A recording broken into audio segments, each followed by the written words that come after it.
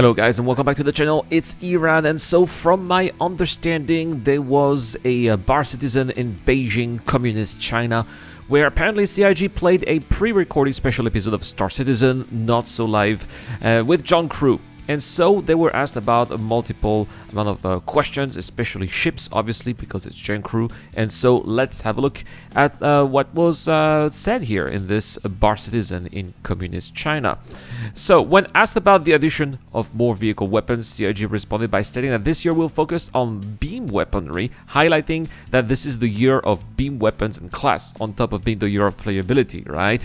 The team also confirmed that the Galaxy will follow the Perseus, with the Perseus sharing assets with the Polaris, which is of course a military-style ships, and the Galaxy sharing assets with the Zeus, which has a civilian/industrial design. They also mentioned the Kraken here, which was originally planned for a later release, but which may enter the pre-production phase by the end of 2025, though it remains unclear. Additionally, when asked about a ship that may surprise the players, CIG teased the RSI Meteor, which has not been widely discussed before. I suspect that this is the new heavy fighter that is based off the Mantis, but that's pure speculation at this point. A more detailed summary from the Chinese bar citizen revealed some interesting insights about ground vehicles and ships. For ground vehicles, CIG explained that more vehicles are planned to fill existing gaps, especially in the category of hover vehicles, which are currently underrepresented. While transport options like the Cyclone and the Ursa are available, there is a clear desire to expand the range of ground vehicle types. Larger vehicles, similar to the size of the Cutlass, pose a challenge due to the small vehicle hangars, and the design team is working on finding solutions to accommodate them in the future.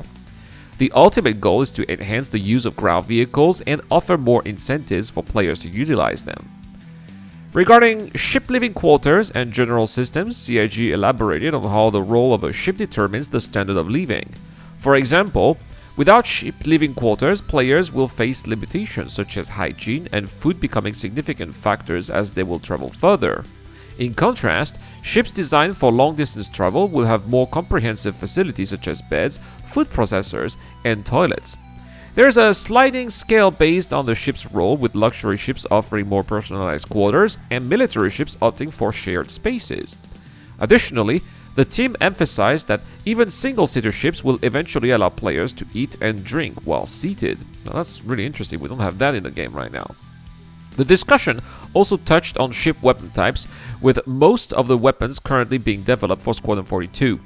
CIG is primarily focused on filling the gaps in existing weapons archetypes before introducing new types. Ballistic, energy, and distortion weapons are currently the primary categories, with the emphasis on beam weapons for this year. Beam weapons are designed primarily for larger ships, with an exception that they will become a significant feature for capital ships. CIG also addressed the issue of ballistic weapons reloads, revealing that some ships, particularly smaller ones, will feature magazine-based reloading, while larger ships will use internal loader system. This system is similar to what is planned for base building, where ammo boxes are fed into machines that resupply the weapons. CIG also spoke about the Mobiglass ship interface, a highly requested feature by players.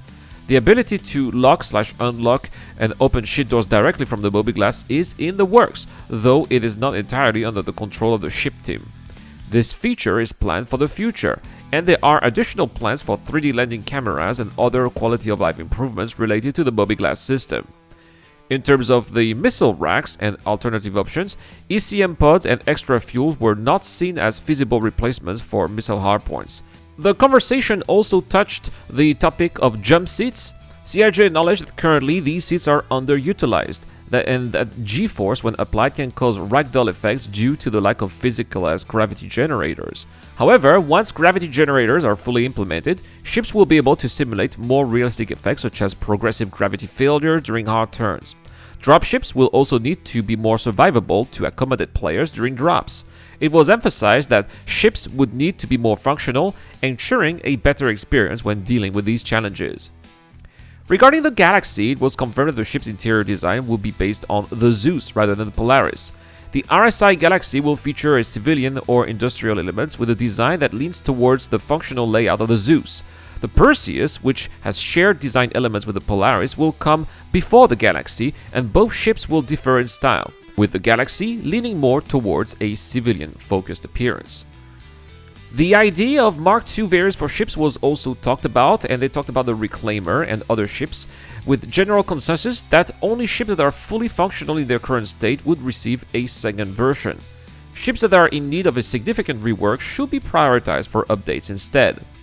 CIG also discussed the implementation of modules, especially the lack of them in the game store.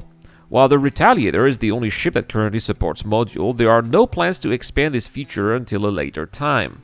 The reason for the limited availability is that modules for pledged items need to be kept exclusive to direct pledgers before being introduced to in-game stores. This exclusivity period is in place to fulfill legal requirements and maintain fairness for backers who supported the game early on. In terms of features, well, we talked a little bit about Maelstrom, and CIG confirmed that the feature is on track for Squadron 42 and that 70% of the ships in-game are already implementing Maelstrom properties. The damage model for Maelstrom ships is adapted to work similarly to the existing model, but with more detailed instructions and parts blowing off as the ship takes damage. This standard will be applied to hero ships in Squadron 42 as well, though some ships will only appear in the campaign and may not receive Maelstrom updates until the conversion process begins. When discussing weight calculation, CIG explained that in Squadron 42, weight is calculated using the Maelstrom system, which takes into account the materials and the thickness of the ship, such as the use of titanium in the wings versus steel in the body. This system allows for more accurate weight distribution in ship handling. In the persistent universe, weight is still based on rough volumes and interior space, which leads to some physics bugs and unrealistic handling.